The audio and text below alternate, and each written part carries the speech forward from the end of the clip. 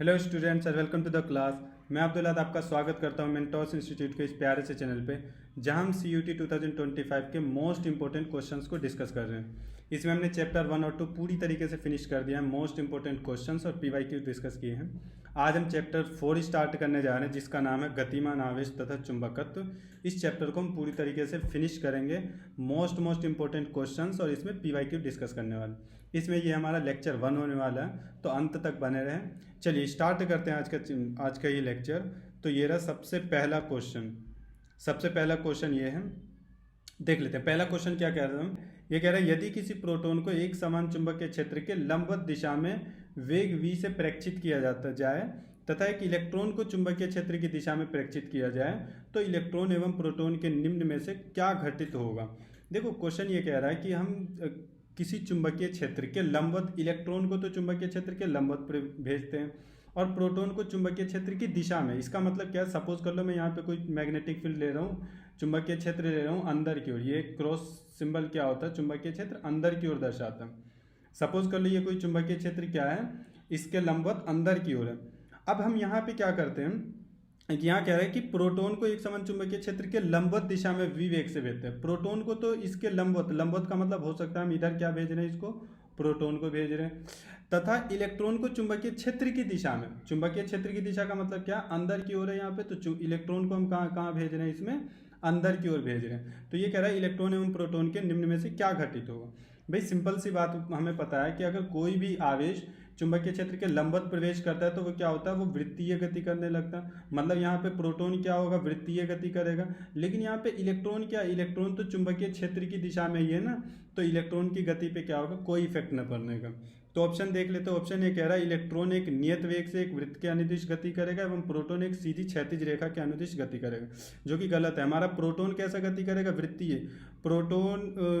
Proton एक नियत वेग से एक वृत्त के अनुदिश गति करेगा एवं इलेक्ट्रॉन की गति पर कोई प्रभाव नहीं पड़ेगा। हमारा ऑप्शन बी क्या हो जाएगा, करेक्ट हो जाएगा। हमने भी बताया कि अगर प्रोटॉन क्या चुंबकीय क्षेत्र के लंबवत प्रवेश कर रहा है तो ये क्या करेगा, वृत्तीय गति करेगा। लेकिन इलेक्ट्रॉन क्या चुंबकीय क्षेत्र की दिशा में है, तो इसके वेग पे कोई इफेक्ट नहीं पड़ता। तो हमारा ऑप्शन बी क्या हो जाएगा, करेक्ट हो जाएगा। चलते हैं नेक्स्ट क्वेश्चन की ओर, जो कि हमारा क्वेश्चन नंबर 2 है। क्वेश्चन नंबर 2 ये कह रहा है किसी धारावाही तार के, क्वेश्चन 2 ये कह रहा है किसी धारावाही तार के कारण उत्पन्न चुंबकीय क्षेत्र। कोई धारावाही, सपोज कर लो ये धारावाही तार है, इसमें करंट आई फ्लो हो रहा है, तो इसके कारण जो चुंबकीय क्षेत्र कैसा होता है, इस तरीके से ही तो होता है। ये कैसा होता है, धारावाही चालक तार के कारण उत्पन्न चुंबकीय क्षेत्र वृत्तीय गति होता है, सकेंद्रीय जिसे कहते हैं। तार के अक्ष के समांतर होता है, गलत है। तार की सतह के लंबवत होता है, ये भी गलत है। तार की सतह में बंद लूप बनाता है। तार का, ये कोई तार का सतह है, इसमें क्या कर रहा है, ये क्लोज लूप बना रहा है। तो हमारा ऑप्शन सी क्या हो जाएगा, करेक्ट हो जाएगा। हमें पता नहीं, क्लास 10th से ही पढ़ते आ रहे हैं कि सपोज कर लो ये कोई धारावाही चालक तार है, तो इसमें वैद्युत धारा की दिशा, चुंबकीय क्षेत्र की दिशा हम कैसे निकालते हैं, दाएं हाथ के अंगूठे का नियम। अंगूठे को दाएं कैसे रखते थे, धारा की दिशा में। तो इस पर लिपटी ये चारों उंगलियां किस चीज़ को दर्शाता है, ये उसमें वह चुंबकीय क्षेत्र की दिशा को दर्शाता है। तो यही हमारा ऑप्शन सी क्या हो जाएगा, ऑप्शन सी करेक्ट हो जाएगा। मतलब तार की सतह में बंद लूप बनाता है। नेक्स्ट हम लोग चलते हैं क्वेश्चन नंबर 3 की ओर। क्वेश्चन नंबर 4th है। नेक्स्ट क्वेश्चन ये है हमारे पास, बायो-सेवर्ट नियम का सदिश रूप है। बायो-सेवर्ट नियम क्या है, थोड़ा सा याद दिला दो। बायो-सेवर्ट, सपोज कर लो ये कोई हम अल्पांश लेते थे, DL अल्पांश, इसके कारण r दूरी पे कोई बिंदु P लेते थे। यहाँ पे उत्पन्न चुंबकीय क्षेत्र B की वैल्यू निकालते थे। तो हम क्या होता था कि किसी धारावाही अल्पांश के कारण उत्पन्न चुंबकीय क्षेत्र, सपोज कर लो इसमें I करंट फ्लो हो रहा है, तो DB डायरेक्टली प्रोपोर्शन होता था इसमें प्रवाहित धारा के, DB डायरेक्टली प्रोपोर्शन होता था इस अल्पांश की लंबाई के DL, और उसके बाद DB डायरेक्टली प्रोपोर्शन होता था यहाँ पे बने कोण के, कोण साइन थीटा के। तो यहाँ पे DB directly proportion to sine theta.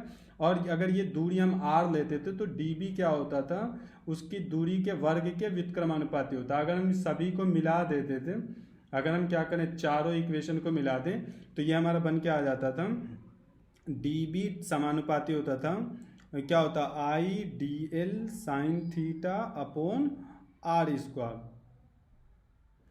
तो यहाँ पे क्या हो जाएगा, D B equals to I D L sine theta upon are square. जब हम समानुपाती कांस्टेंट हटाते हैं तो यहाँ पे एक नियतांक आ जाता है जिसे हम क्या कहते हैं, mu naught upon 4 pi I D L sine theta upon are square. अगर हम इसको वेक्टर फॉर्म में लिखे तो इसको हम कह देते थे क्या, अगर वेक्टर फॉर्म में लिखे तो यहाँ पे अगर मैं क्या कह दूँ, आर कैप। आर कैप क्या दिखाता है, अगर डी बी वेक्टर करोगे तो यहाँ क्या आ जाएगा, आर कैप। अब चूंकि हमें पता है कि वेक्टर ए कैप किसके इक्वल होता है, vector A upon mode of vector A, या सिर्फ ए कर दो तो आर कैप किसके इक्वल हो जाएगा, यहाँ से R cap is equals to vector R upon R. R क्या होता है, मोड ऑफ ए कह दो या मैग्नीट्यूड सिंपली कह देते हैं। तो यहाँ पे अगर वैल्यू सब्सटीट्यूट करोगे तो क्या आ जाएगा, म्यू नोट अपॉन 4 पाई, तो एज इट इज रह जाएगा I D L sine theta, और यहाँ से क्या आ जाएगा, वेक्टर आर अपॉन आर, और अपॉन में क्या था ऑलरेडी आर स्क्वायर। तो ये दोनों मिलके क्या बन जाएगा, यहाँ से ये म्यू नोट अपॉन 4 पाई आई, और डी एल के साथ में वेक्टर आर ले रहा हूँ, डी एल पे भी वेक्टर लगा तो चूंकि अल्पांश लंबाई है तो ये भी वेक्टर के फॉर्म में हो जाएगा, और साइन थीटा अपॉन नीचे क्या हो जाएगा, R square into R, R की क्यूब। इसको सॉल्व करोगे तो देखो यहाँ ऊपर फॉर्मूला क्या बन रहा है, A B sine theta. A B sine theta को हम क्या लिखते हैं, ए क्रॉस बी लिखते हैं। तो यहाँ हम फाइनली क्या लिख सकते हैं, D B vector is equals to mu naught upon 4 pi I, तो एज इट इज रह जाएगा, डी एल क्रॉस आर लिख देंगे। यहाँ हम क्या लिख देंगे, vector D L cross vector R upon R की क्यूब। तो ये हमारा हो जाएगा क्या नाम है, बायो-सवर्ट के नियम का सदिश रूप। देख लेते हैं कौन सा करेक्ट है हमारा। ऑप्शन ए है mu naught upon 4 pi I D L, ये भी गलत है। I cross D L cross R upon, ये भी गलत है। Mu naught upon 4 pi I D L R की क्यूब, हमारा ये वाला सही हो जाएगा। आई इंटू यहाँ पे ना इस तरीके से आ जाएगा डी एल क्रॉस आर, तो हमारा ऑप्शन सी क्या हो जाएगा, ऑप्शन सी करेक्ट हो जाएगा। Mu naught upon 4 pi I into D L cross vector है। आई पे हम वेक्टर क्यों नहीं रख सकते, क्योंकि आई एक धारा क्या है, एक अदिश राशि है, तो इसलिए इस पे हम क्या है, वेक्टर न ले सकते। चलते हैं नेक्स्ट क्वेश्चन की ओर, जो कि हमारा क्वेश्चन नंबर 5। क्वेश्चन नंबर 5 देखते क्या है, एक इलेक्ट्रॉन क्षैतिज रेखा में पूर्व की ओर जा रहा है। ठीक है, इलेक्ट्रॉन क्या है, क्षैतिज रेखा में पूर्व दिशा में जा रहा है। ठीक है, इस पर एक चुंबकीय क्षेत्र जो कि ऊर्ध्वाधर दिशा में नीचे की ओर है। ऊर्ध्वाधर दिशा का मतलब क्या, अगर हम सपोज कर लो, मैं यहाँ पे सिंपली एक प्लेन एज्यूम करो इसको, तो हम सामने क्या होता है, ये डायरेक्शन में बता दे रहा हूँ, ऊपर क्या होता है उत्तर, नीचे में एज्यूम करते हैं दक्षिण, यहाँ क्या होता है पूरब, इधर क्या लेते हैं पश्चिम, उत्तर दक्षिण पूरब पश्चिम।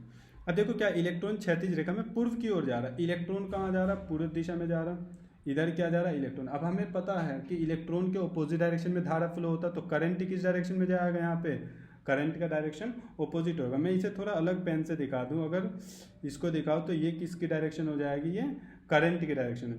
अब ये कह रहा हूँ कि यहाँ पे चुंबकीय क्षेत्र जो कि ऊर्ध्वाधर दिशा में नीचे की ओर है। चुंबकीय क्षेत्र यहाँ पे ऊर्ध्वाधर दिशा, नीचे का मतलब क्या है, यहाँ पे अंदर की ओर दिखाओगे चुंबकीय क्षेत्र। मैग्नेटिक फील्ड कहाँ है, यहाँ पे अंदर की ओर है। देखो अब यहाँ पे मैं या तो लेफ्ट हैंड रूल लगा लूँ, इस पे लगने वाले बल का मतलब क्या होता है, एफ निकालने के लिए, जो कि फ्लेमिंग के बाएं हाथ का नियम लगा लो, या फिर हथेली के दाएं हाथ की हथेली का नियम लगा दो। देखो चुंबकीय क्षेत्र क्या है, अंदर की ओर है, और धारा इसमें कहाँ फ्लो हो रहा है, इस डायरेक्शन में, तो बल कहाँ लगेगा, नीचे। मतलब नीचे कौन सा डायरेक्शन दिखा रहा है हमारे पास, ये दक्षिण दिशा में, तो इस पे बल कहाँ लगेगा, दक्षिण दिशा में। हमारा ऑप्शन डी क्या हो जाएगा, ऑप्शन डी करेक्ट हो जाएगा। हमारा ऑप्शन डी क्या हो जाएगा, ऑप्शन डी दक्षिण दिशा में क्या हो जाएगा, करेक्ट हो जाएगा। चलते हैं नेक्स्ट क्वेश्चन की ओर, क्वेश्चन नंबर 6। क्वेश्चन नंबर 6 ये कह रहा है कि एक 10 की पावर -12 कूलम आवेश का कण 10 की पावर 5 मीटर पर सेकेंड से सेकेंड इनवर्स हो गया यहाँ पे, मतलब मीटर पर सेकेंड के वेग से x दिशा में जा रहा है। ठीक है, इस कण पर चुंबकीय क्षेत्र के कारण y दिशा में, इस कण पर चुंबकीय क्षेत्र के कारण y दिशा में 10 की पावर -10 न्यूटन बल लगता है। ठीक है, तो चुंबकीय क्षेत्र का न्यूनतम मान क्या होगा, चुंबकीय क्षेत्र का मतलब बी हमें क्या करना है, कैलकुलेट करना। सॉल्यूशन देख लेते हैं, पहले जो दिया है उन्हें लिख लेते हैं। दिया क्या है, एक 10 की पावर -12 कूलम, मतलब आवेश गिवन है। ये आवेश को हम किससे लिखते हैं, Q से। Q की वैल्यू है 10 की पावर -12 कूलम आवेश का कण 10 की पावर 5 मीटर पर सेकेंड, मतलब वेग गिवन है। वेग कितना, 10 की पावर 5 मीटर पर सेकेंड के वेग से x दिशा में जा रहा है। ये दिशा हम लोग बाद में कैलकुलेट करें। इस कण पर चुंबकीय क्षेत्र के कारण y दिशा में इतना न्यूटन का बल लगता है। बल का मतलब f की वैल्यू क्या हमारे पास गिवन है, f की वैल्यू कितना है 10⁻−10 न्यूटन का बल लगता है। तो चुंबकीय क्षेत्र का न्यूनतम मान, चुंबकीय क्षेत्र में क्या निकालना है, बी। हमें पता है चूंकि बी की वैल्यू क्या, फॉर्मूला क्या होता है, F is equals to Q V B. तो यहाँ से बी की वैल्यू क्या आ जाएगा, B is equals to F upon Q V. तो चुंबकीय क्षेत्र बी की वैल्यू कैलकुलेट हो, एफ की वैल्यू क्या है हमारे पास 10⁻−10 अपॉन क्यू आवेश कितना है 10⁻−12 इंटू वी वेग कितना है 10⁵ तो कैलकुलेट कर लो यहाँ से बी चुंबकीय क्षेत्र कितना आ जाएगा, ऊपर 10⁻−10 -12 + 5 क्या बचा -7, ऊपर जाके ये हो जाएगा +7। तो चुंबकीय क्षेत्र बी कितना आ जाएगा 10⁻−3। तो बी की वैल्यू आ जाएगा 10⁻−3 टेस्ला। चुंबकीय क्षेत्र की वैल्यू क्या आ जाएगी 10⁻−3 टेस्ला। अब देखो 10⁻−3 टेस्ला आ गया। अब हमें इसमें डायरेक्शन की जरूरत है, देखते हैं ऑप्शन कौन कौन सा करेक्ट है हमारा। 10⁻−3 टेस्ला यही है हमारे पास, एक ही ऑप्शन आ रहा 10⁻−3 टेस्ला। अच्छा डायरेक्शन देखो, डायरेक्शन कैसे कैलकुलेट करोगे, यहाँ कह रहा आवेश कण 10⁻−12 कूलम आवेशित कण 10⁻मीटर से एक्स दिशा में जा रहा है। ये कहाँ जा रहा, आवेश तो इधर जा रहा, ठीक है। इस कण पर चुंबकीय क्षेत्र के कारण वाई दिशा में न्यूटन बल, ये तो तुम्हारा वी किसका, आवेश का, वेग की दिशा कह दो, ये वेग की दिशा है, ठीक है। और वाई दिशा में क्या लग रहा है इस पे, बल की दिशा कहाँ है, ऊपर की ओर है, ये किसका है, बल की दिशा। तो चुंबकीय क्षेत्र के न्यूनतम मान होगा। तो चुंबकीय क्षेत्र क्या होता है, इन दोनों पे लंबवत होता है। लंबवत किस डायरेक्शन में होगा, देखो ये तो एक्स डायरेक्शन में, ये वाई डायरेक्शन में, तो ये कहाँ होगा, जेड डायरेक्शन में। तो हमारा ऑप्शन डी क्या हो जाएगा 10⁻−3 टेस्ला जेड दिशा में हो जाएगा। क्लियर है, डायरेक्शन यहाँ पे इंपॉर्टेंट है। हमें पता है कि ये एक यहाँ पे जो क्या नाम है, वेग बल और क्या नाम है चुंबकीय क्षेत्र, ये तीनों क्या होते हैं, परस्पर लंबवत होते हैं। तो ये इस तरीके से हो जाए। चलते हैं नेक्स्ट क्वेश्चन की ओर, जो कि है क्वेश्चन नंबर 7, ठीक है।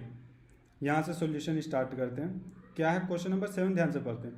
दिए गए चित्र में ई एवं बी वैद्युत क्षेत्र एवं चुंबकीय क्षेत्र के परिमाण है, ठीक है। ई क्या है, वैद्युत क्षेत्र, और बी क्या है, चुंबकीय क्षेत्र। विद्युत एवं चुंबकीय क्षेत्र एक दूसरे के लंबवत है, ठीक है। यहाँ पे विद्युत क्षेत्र और चुंबकीय क्षेत्र एक दूसरे के क्या है, लंबवत है, जो कि गतिशील इलेक्ट्रॉन पर कार्य कर रहे हैं, जो कि एक गतिशील इलेक्ट्रॉन पर क्या कर रहे हैं, कार्य कर रहे हैं। इलेक्ट्रॉन का वेग एक्स अक्ष की दिशा में, इलेक्ट्रॉन किस डायरेक्शन में जा रहा है, इस डायरेक्शन में इलेक्ट्रॉन का मूवमेंट है, ठीक है। इलेक्ट्रॉन पर बल होगा, इलेक्ट्रॉन पर बल हमें निकालना। अच्छा सबसे पहली बात, अगर हम फोर्स की वैल्यू हमें पता है कि चुंबकीय क्षेत्र के कारण, पहले हम वैद्युत क्षेत्र के कारण एफ ई कह देते हैं। वैद्युत क्षेत्र के कारण इलेक्ट्रॉन पर बल क्या होता है, ई इंटू ई, ठीक है। अच्छा ये जो बल होता है ये किस डायरेक्शन में होता है, क्या नाम है, वैद्युत क्षेत्र की दिशा में। वैद्युत क्षेत्र किस डायरेक्शन में, यहाँ पे वाई एक्सिस, मतलब जे कैप कह देंगे यहाँ पे। ये वाला बल किस डायरेक्शन में लगेगा, ये कौन सा है, ये वैद्युत क्षेत्र के कारण है। वैद्युत क्षेत्र के कारण जो बल होता है एफ ई इंटू ए, वही होता है ना, E is equal to F upon Q से लेके आओगे तो यहाँ से ई इंटू ई हो जाएगा, ठीक है। अब अगर हम बात कर लेते हैं किसके कारण, चुंबकीय क्षेत्र के कारण बल, तो चुंबकीय क्षेत्र के कारण बल क्या होता है, F M is equal to Q V B होता है, क्यू वी बी। ये एफ एम मैग्नेटिक फील्ड के कारण जो होता है उसको हम क्या कहते हैं, F equal to Q V B. Q आवेश होता है, तो यहाँ पे आवेश की जगह हम क्या रखेंगे, आवेश की जगह रख देंगे ई, वी वेग, और बी चुंबकीय क्षेत्र। अच्छा वी वेग किस डायरेक्शन में, यहाँ पे वेग तो इसका किसके डायरेक्शन में है, ये एक्स डायरेक्शन में। तो अगर मैं वेक्टर फॉर्म में लिखूँ तो वेक्टर फॉर्म में इसको कैसे लिखूंगा, वी को वी आई कैप, भाई सिंपल सी बात है, वी किस डायरेक्शन में, यहाँ पे इसके डायरेक्शन में है ना, ये क्या है एक्स एक्सिस में, तो आई कैप लेते हैं। और बी मैग्नेटिक फील्ड है, मैग्नेटिक फील्ड किस डायरेक्शन में, यहाँ पे अच्छा यहाँ पे ये जो होता है ये वी क्रॉस बी होता है, वी क्रॉस बी होता है वेक्टर फॉर्म में अगर लिखो तो मैं सिंपली नेक्स्ट लाइन में वेक्टर फॉर्म में लिखूंगा, तो इसे क्रॉस के फॉर्म में लिखूंगा। और बी मैग्नेटिक फील्ड किस डायरेक्शन में, यहाँ पे मैग्नेटिक फील्ड को मैं क्या लिखूंगा, बी जे कैप, सॉरी के कैप लिखेंगे ना इसको, सॉरी बी जे कैप ना लिख के इसको मैं के कैप लिखूंगा। के कैप क्यों कह रहे हैं इसे, क्योंकि ये जेड डायरेक्शन में, वो भी पॉजिटिव डायरेक्शन में। तो ये एफ एम किसके इक्वल हो जाएगा, यहाँ से देखना, एफ एम की वैल्यू अगर मैं लिखूँ इसे, तो ई तो ऐसे ही रह जाएगा। अगर मैं मैग्नीट्यूड को बाहर ले लूँ तो वी और बी तो बाहर आ जाएगा, यहाँ से वी और बी, यहाँ पे क्या आ जाएगा, आई क्रॉस के कैप, आई क्रॉस के कैप, जो कि किसके इक्वल होता है, आई क्रॉस के कैप माइनस के जे कैप, वेक्टर आई क्रॉस के कैप किसके इक्वल होता है, माइनस ऑफ जे कैप। तो एफ एम किसके इक्वल हो जाएगा, EVB और यहाँ पे क्या आ जाएगा माइनस जे कैप। तो कुल बल कितना हो जाएगा, दोनों को क्या कर दोगे प्लस कर दोगे, तो कुल बल नेट फोर्स कितना हो जाएगा FE प्लस FM। तो यहाँ पे क्या हो जाएगा, FE की वैल्यू रखो E इंटू ई जे कैप प्लस EVB और यहाँ पे क्या आ जाएगा माइनस जे कैप। तो देखना जो कॉमन है वो कॉमन ले लेते हैं, यहाँ पे E और E क्या आ जाएगा यहाँ से कॉमन, यहाँ पे क्या बचा E और प्लस माइनस माइनस VB और यहाँ पे क्या आ जाएगा जे कैप। तो हमारा ऑप्शन देख लेते हैं। अच्छा आवेश Q ही दिया तो हम E लेके चलने का कोई मतलब ही ना, तो F इज इक्वल्स टू क्या आ जाएगा Q into E minus VB और यहाँ पे क्या आ जाएगा जे कैप। अब देख लेते हैं ऑप्शन कौन सा करेक्ट है हमारा, ऑप्शन कौन सा करेक्ट है, ऑप्शन मैच करना है इसमें। ऑप्शन देखते हैं क्या है, F is equals to QE minus VB के जे कैप। अच्छा डी आ चुका है ना, ये डी की जगह वी बी कर लेना, इसे वी बी कर लेना, यहाँ जहाँ जहाँ भी डी है ना इसको वी कर लेना, इसे वी बी है ये, ठीक है। तो हमारा ऑप्शन कौन सा करेक्ट हो जाएगा, Q into E minus V B J cap, option B क्या हो जाएगा हमारा करेक्ट हो जाएगा। यहाँ पे थोड़ा सा मिस्टेक हो चुका है क्योंकि वी वेग है ना, तो हम ये डी लिख गया होगा गलती से, इसे करेक्ट कर लेना। हमारा ऑप्शन कौन सा करेक्ट हो जाएगा, ऑप्शन बी क्या हो जाएगा, ऑप्शन बी करेक्ट हो जाएगा। चलते हैं नेक्स्ट क्वेश्चन की ओर। क्वेश्चन नंबर 8 है। क्वेश्चन नंबर 8 क्या कह रहा है, एक इलेक्ट्रॉन आवेशित समांतर पट्टिका संधारित्र में सीधी रेखा के अनुदिश गतिमान है, ठीक है। संधारित्र की पट्टिकाओं का आवेश घनत्व ये सिग्मा है, आवेश घनत्व क्या है सिग्मा है। पट्टिकाओं के बीच में एक समान चुंबकीय क्षेत्र जिसका प्रेरण B है लगा हुआ है। इस क्षेत्र को पार करने में लगा समय, यहाँ से यहाँ तक जाने में लगा समय हमें निकालना, ठीक है। अच्छा देखना दूरी कितना, यहाँ से यहाँ तक दूरी L है, हमें क्या निकालना है T। तो हमें पता है कि स्पीड इज इक्वल्स टू क्या होता है फॉर्मूला, डिस्टेंस अपॉन टाइम। तो कुल मिला के हम किसी तरीके से स्पीड निकाल लें इसका, इस पर इलेक्ट्रॉन का क्या निकाल लें स्पीड निकाल लें, तो ये कैलकुलेट किया जा सकता है। चलो हमें पता है कि F इज इक्वल्स टू क्या होता है क्यू वी बी, चूँकि क्यू आवेश होता है यहाँ पे मैं डायरेक्टली ई वी बी लिख दूंगा EVB। और चुंबक F क्या होता है, अगर इलेक्ट्रॉन पे बल की बात कर लें चुंबकीय क्षेत्र के फॉर्म में, तो ये क्या हो जाएगा E इंटू ई, तो F की जगह रख दो E into E is equals to EVB। तो E से E कैंसिल आउट हो जाएगा, यहाँ से V किसके इक्वल आ जाएगा, सिंपली मैं डायरेक्ट भी फॉर्मूला यूज़ कर सकता था, यहाँ से वेग का क्या होता है V equals to E upon B भी डायरेक्टली यूज़ कर सकते हैं, लेकिन मैंने बता दिया यहाँ पे कि कैसे है। F बराबर क्या होता है QVB, क्यू आवेश होता है, आवेश की जगह में यहाँ पे इलेक्ट्रॉन की का बात किया गया, तो आवेश की जगह में क्या रख दूंगा EVB। और ये F क्या होता है, F is equals to E into capital E, जहाँ E इलेक्ट्रॉन का आवेश और कैपिटल E क्या होता है विद्युत क्षेत्र की तीव्रता। तो यहाँ अगर रख देंगे तो E से E कैंसिल आउट हो जाएगा, तो यहाँ से वेग कितना हो जाएगा E अपॉन B। और हमें पता है कि समांतर प्लेटों के बीच में ये जो कैपिटल E क्या नाम विद्युत क्षेत्र की तीव्रता का फॉर्मूला क्या होता है rho sigma upon epsilon naught. तो ये वैल्यू कितना आ जाएगा V is equals to sigma upon epsilon naught into B. अब हम यहाँ पे सिंपली बस कैलकुलेट कर दो, ये वेग है चाल दूरी बटे समय, तो समय बराबर क्या हो जाएगा time is equals to speed is equal to distance upon time. तो टाइम क्या हो जाएगा डिस्टेंस अपॉन स्पीड मतलब वेग के इक्वल है। तो t कितना हो जाएगा, डिस्टेंस कितना जाना है हमें यहाँ पे L अपॉन v की वैल्यू क्या है ये है sigma upon epsilon not b, ये हो जाएगा sigma upon epsilon not b। तो इसको अगर हम सोल्व करेंगे तो ये तो ऊपर चला जाएगा LB epsilon naught upon sigma. हमारा ऑप्शन कौन सा करेक्ट हो जाएगा, LB epsilon naught upon sigma, LB epsilon naught ये रहा ऑप्शन बी क्या है epsilon naught LB upon sigma. Option B क्या हो जाएगा हमारा करेक्ट हो जाएगा, ऑप्शन बी हमारा क्या हो जाएगा करेक्ट हो जाएगा। चलते हैं नेक्स्ट क्वेश्चन की ओर जो कि क्वेश्चन नंबर 9। क्वेश्चन नंबर 9 ये कह रहा है कि एक साइक्लोट्रॉन आवेशित कणों या उच्च ऊर्जा के आयनों को त्वरित करने के लिए प्रयोग किया जाता है, यह प्रयोग किस क्षेत्र में होता है। जो साइक्लोट्रॉन का मैकेनिज्म है वो किसके बीच में किया जाता है, वो हमें पता है कि चुंबकीय क्षेत्र और क्या नाम है वैद्युत क्षेत्र दोनों के बीच में किया जाता है। केवल वैद्युत क्षेत्र गलत है, केवल चुंबकीय क्षेत्र नहीं, विद्युत एवं चुंबकीय क्षेत्र दोनों। तो हमारा ऑप्शन सी क्या हो जाएगा करेक्ट हो जाएगा। साइक्लोट्रॉन में जो यूज़ करते हैं तो उसमें वैद्युत क्षेत्र और चुंबकीय क्षेत्र दोनों को यूज़ किया जाता है। नेक्स्ट क्वेश्चन की ओर चलते हैं जो कि होने वाला हमारा क्वेश्चन नंबर 10। क्वेश्चन नंबर 10 ये कह रहा है एक साइक्लोट्रॉन का उपयोग प्रोटॉन का द्रव्यमान m को त्वरित करने के लिए किया जा रहा है। इसके डीज त्रिज्या r पर न्यू आवृत्ति, ये आवृत्ति को न्यू से रिप्रेजेंट करते हैं, न्यू आवृत्ति का एक प्रत्यावर्ती विद्युत क्षेत्र लगाया जाता है। तो साइक्लोट्रॉन में प्रयुक्त प्रचलन चुंबकीय क्षेत्र एक तो b की वैल्यू निकालना तथा प्रोटॉन किरण पुंज की गतिज ऊर्जा क्या होता है काइनेटिक एनर्जी k की वैल्यू निकालना। चलो देख लेते हैं सॉल्यूशन। सबसे पहली बात हम बात कर लेते हैं अगर आवृत्ति का, तो आवृत्ति का फॉर्मूला सिंपल होता है nu is equals to E B upon two pi M, nu is equals to E B upon two pi M. तो यहाँ से b की वैल्यू कैसे निकालो, कैलकुलेट कर लो b की वैल्यू क्या हो जाएगा, बाकी सबको इधर मल्टीप्लाई में तो टू पाई एम न्यू और अपॉन में क्या आ जाएगा e। तो चुंबकीय क्षेत्र की वैल्यू क्या आ जाएगा हमारे पास b is equals to two pi M nu upon e। ये तो हमारा चुंबकीय क्षेत्र की वैल्यू आ गया। मैग्नेटिक फील्ड का वैल्यू तो आ चुका हमारे पास, ठीक है। अब हमें क्या कैलकुलेट करना है यहाँ से, तो देख ले तो ऑप्शन में two pi M nu upon E, एक ये भी ऑप्शन आ रहा बी भी और two pi M nu upon E C भी आ रहा। तो अब हम चेक करेंगे गतिज ऊर्जा की वैल्यू, क्योंकि गतिज ऊर्जा का फॉर्मूला क्या होता है kinetic energy is equals to half m v square, और वी वेग क्या होता है, वेग बराबर होता है चाल बराबर दूरी बटे समय। अगर सपोज कर लो ये कोई वृत्तीय पथ पे आर त्रिज्या का डीज है, इस पे कोई गति करेगा तो ये पूरी दूरी कितना तय करता है two pi r, r capital लेना ना यहाँ पे, और लिया गया समय को क्या कहते हैं हम आवर्तकाल, और वन अपॉन टी को यहाँ पे क्या कहते हैं न्यू, जिसे कि हम क्या कहते हैं two pi r, one upon t को क्या कहते हैं न्यू, जिसे कि आवृत्ति कहते हैं।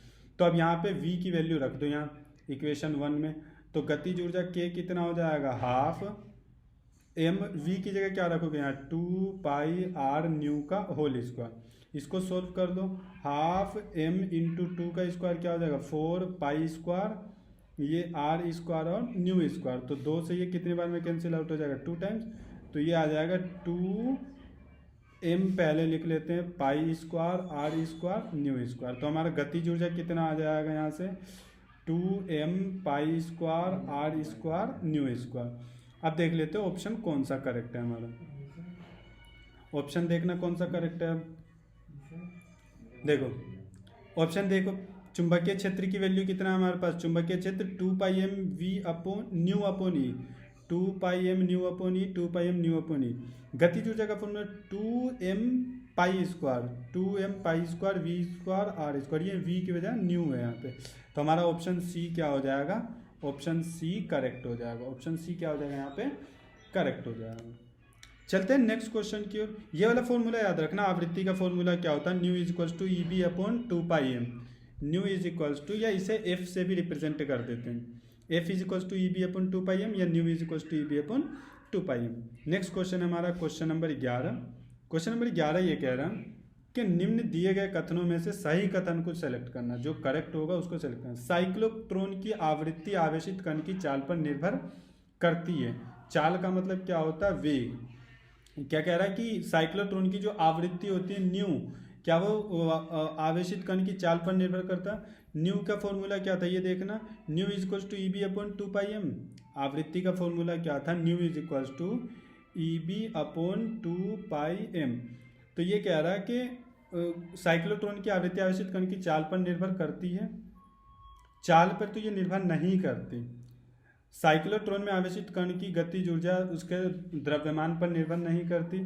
गतिज ऊर्जा तो भाई सिंपल सी बात है कि गतिज ऊर्जा क्या होता है हाफ एम वी स्क्वायर, तो द्रव्यमान पर गतिज ऊर्जा क्या द्रव्यमान पर तो निर्भर करेगा ही करेगा।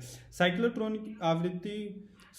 की आवृत्ति आवेशित कण की चाल पर निर्भर नहीं करती। हाँ ये वाला सही होगा, क्योंकि जो आवृत्ति है वो चाल पर निर्भर कर रहा है कहीं से कहीं तक ना, तो हमारा ये वाला ऑप्शन सी क्या हो जाएगा करेक्ट हो जाएगा। ये साइक्लोट्रॉन की आवृत्ति आवेशित कण की चाल पर निर्भर करती है बताया गया, जो कि क्या है गलत है। कहाँ करता है, न्यू और वी में कोई रिलेशन है यहाँ से आता नहीं, तो हमारा ऑप्शन सी क्या हो जाएगा करेक्ट हो जाएगा। नेक्स्ट क्वेश्चन देखते हैं, क्वेश्चन नंबर 13 ये कह रहा है एक पदार्थ delta i is equals to delta x i cap मूल बिंदु पर रखा है, जिसमें धारा आई इक्वल्स टू 10 एम्पियर है। ये रहा, ये कोई पदार्थ है, ये कहाँ रखा हुआ है मूल बिंदु, मूल बिंदु पता है ना यहाँ पे होता है, ये रखा हुआ है डेल्टा एक्स, ये इस तरीके से डेल्टा एक्स रखा हुआ है मूल बिंदु पे।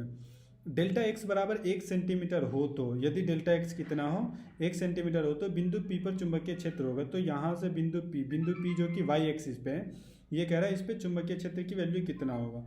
हमें पता है किसी अल्पांश के कारण उत्पन्न चुंबकीय क्षेत्र में, यही सोल्व कर दे रहा हूँ। अल्पांश के कारण उत्पन्न चुंबकीय क्षेत्र क्या लेते हैं, D b is equals to mu naught upon 4 pi I D L sine theta upon are square. अब देखो यहाँ पे क्या क्या हमें चाहिए, करंट, इसके लिए क्या चाहिए, धारा। तो आई कितना हमारे पास, धारा की वैल्यू 10 एम्पियर है, ठीक है, ये तो 10 एम्पियर हो जाएगा।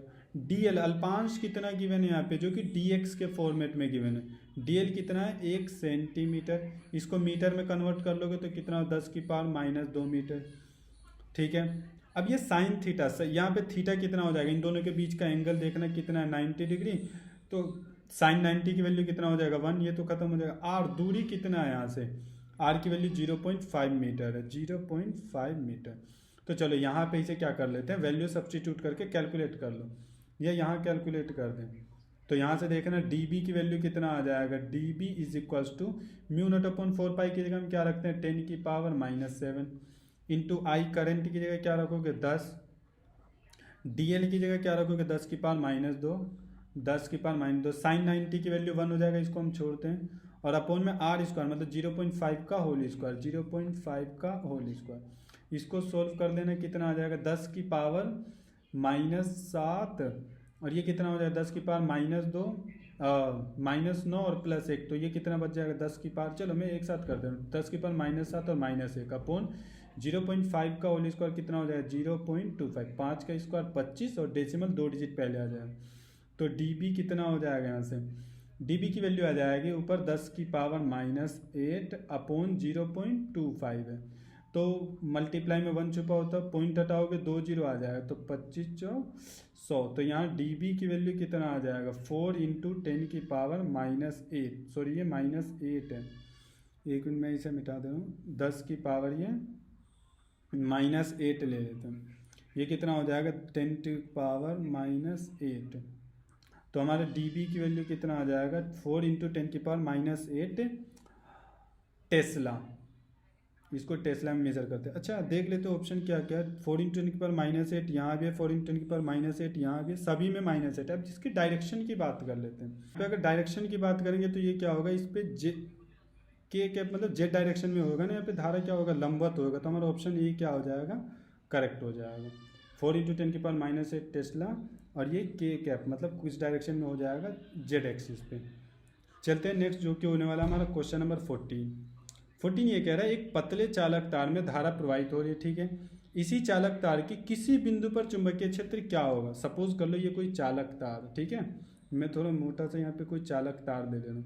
इसमें क्या कह रहा है कि ये धारा प्रवाहित हो रही है, ये कोई चालक तार है और इसमें क्या हो रहा है, धारा प्रवाहित हो रही है, इसमें आई करंट फ्लो हो रहा है। तो ये कह रहा है इसी चालक तार के किसी बिंदु, इस चालक तार के किसी बिंदु पे अगर हमें कोई लेना है, तो वो कह रहा है कि इसमें चुंबकीय क्षेत्र का मान क्या होगा। अगर हम डी बी का फॉर्मूला है तो डी बी इक्वल टू क्या होता है, mu naught upon 4 pi I D L sine theta upon are square. अगर हम इसी किसी बिंदु पे लेंगे तो थीटा की वैल्यू क्या होगा, या तो 0 होगा या थीटा की वैल्यू कितना होगा 180, और हमें पता है या तो साइन 0 ले लो या साइन 180 ले लो, इसकी वैल्यू कितना आएगा 0। तो इस सभी को 0 से मल्टीप्लाई करोगे तो चुंबकीय क्षेत्र की वैल्यू को क्या कर देगा 0, मतलब इसी चालक तार के किसी बिंदु पर चुंबकीय क्षेत्र का मान क्या आएगा 0। ऑप्शन बी क्या हो जाएगा हमारा, करेक्ट हो जाएगा। चलते हैं नेक्स्ट क्वेश्चन की ओर, जो कि होने वाला हमारा क्वेश्चन नंबर 15।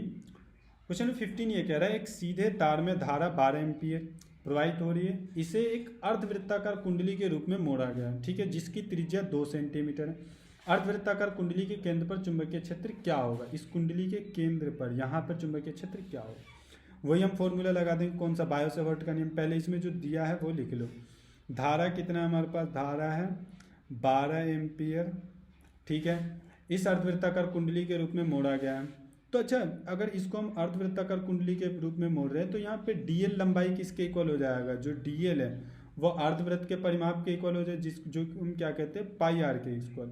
तो पाई तो ऐसे ही रहेगा, आर कितना हमारे पास 2 सेंटीमीटर, इसको मीटर में कन्वर्ट करोगे तो कितना 10⁻⁻2 मीटर, ये डीएल की वैल्यू आ जाए। चलो और आर कितना हो जाएगा, आर वही रह जाएगा हमारा, आर की वैल्यू 2 सेंटीमीटर है ना, तो इसको मीटर में कन्वर्ट करो 10⁻⁻2 मीटर आ जाएगा। तो फॉर्मूला क्या होता है चुंबकीय क्षेत्र का, d b is equals to mu naught upon 4 pi I D L sine theta तो खत्म ही हो जाएगा कि थीटा की वैल्यू क्या आ जाएगा यहाँ पे 90 डिग्री हो जाएगा, और अपोन में क्या आ जाएगा आर स्क्वायर। वैल्यू सब्स्टिट्यूट कर दो यहाँ पे, म्यू नॉट अपॉन 4 पाई की वैल्यू कितना होता है 10 की पावर -7। आई करंट की वैल्यू कितना है 12। डी एल कितना हमारे पास पाई, पाई का मतलब पाई रख दो चलो 2 इंटू 10 की power -2 upon are square into D l भी तो है, डी एल की वैल्यू रख दिया हमने upon are square. Are square का मतलब क्या है 2 गुना 10 की पावर -2 का होल स्क्वायर। चलो इसे यहाँ सोल्व कर लेते हैं। ये कितना आ जाएगा 10 की पावर -7 इंटू 12, तो ऐसे 12 दूनी कितना हो जाएगा 24, पाई की जगह रख दो 22/7, और यहाँ कितना आ जाएगा 10 की पावर अच्छा -7 और -2 कितना हो जाएगा 10 की पावर -9 कर दो इसे ही, ठीक है। अपोन में क्या बचा यहाँ पे 2 दूनी 4 और गुना 10 की पावर कितना 10 की पावर -2 का स्क्वायर 10 की पावर -4, 4 से ये कितने बार 4 6 जा 24। अब इसे मैं कैलकुलेट करूँ इसे तो ये तो 6 रह जाएगा। पाई की वैल्यू 22/7 नहीं रख के 3.14 रख दो, ज़्यादा आसान है। इंटू 10 की पावर कितना बचे यहाँ से देखना -9 और -4 ऊपर जाके क्या हो जाएगा +4, तो ये कितना आ जाएगा -5, और इसको मल्टीप्लाई कर लो। ये कितना है 6 चौक 24, 4 2 6 6 2 8 6 तिरका 18, 18.84। ये लगभग अगर इस इंटू 10 की पावर -5 है तो बी की वैल्यू कितना आ जाएगा 1.9 इंटू 10 की पावर -4, तो हमारा बी कितना आ जाएगा 1.4 इंटू 10 की पावर 1.9 10 की पावर -4 टेस्ला। अच्छा ये चुंबकीय क्षेत्र क्या होगा, देखो धारा इधर जा रहा है, अगर दाएं हाथ के नियम लगाओगे तो चुंबकीय क्षेत्र कहाँ होगा इसका अंदर की ओर होगा, तो ये इनसाइड वाला ऑप्शन सी क्या हो जाएगा हमारा करेक्ट हो जाएगा। क्लियर है। तो आई होप आप लोगों को ये वीडियो लेक्चर समझ में आया होगा। आज के लिए रखते हैं इतना ही, मिलते हैं नेक्स्ट वीडियो में। अगर वीडियो पसंद आया तो इसे लाइक करें, और आगे आने वाले अगले जो लेक्चर है उसमें हम लोग PYQ डिस्कस करने वाले हैं।